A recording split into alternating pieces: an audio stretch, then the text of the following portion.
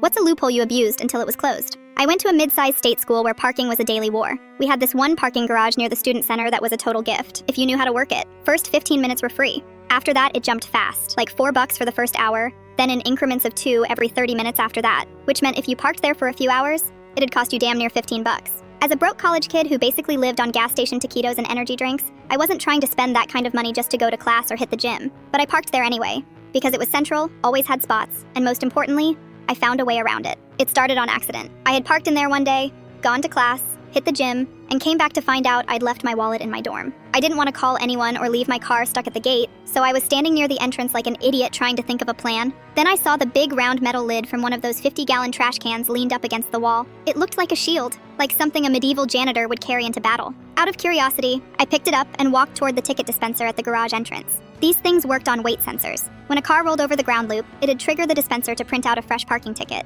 I wanted to see if the lid would do anything. I swung it low like a gate battering ram and ding, out came a new ticket. I just stood there holding it, stunned. I took that new ticket, walked back to my car, and drove straight to the exit gate. 15-minute grace period, no charge. Gate lifted. I drove out. No questions asked. That was the beginning. From then on, I had a system. I'd park like normal, sometimes for 3-4 hours, go to class, hang out, whatever. When it was time to leave, I'd jog down the stairs, grab the big metal trash can lid, always the same one, always leaned behind the same bin, walk toward the entrance like I was just a guy helping a friend carry something heavy, and pop a new ticket from the dispenser. I'd walk it back to my car, drop the lid back where I found it, and drive out like I'd just parked for 10 minutes. I probably did this 100 times. The key was confidence. You had to walk like you belonged, like you weren't doing anything weird by strolling into a garage with what was basically a Captain America shield. And it worked. Every time. Nobody questioned it. No one asked what I was doing. If anyone ever noticed, they didn't say anything. Sometimes I'd see other people struggling with the parking machine, slapping their wallets against the screen or fumbling for cash. Meanwhile, I was floating past in my beat-up Corolla, air conditioning blasting, ticket in hand, $0 spent.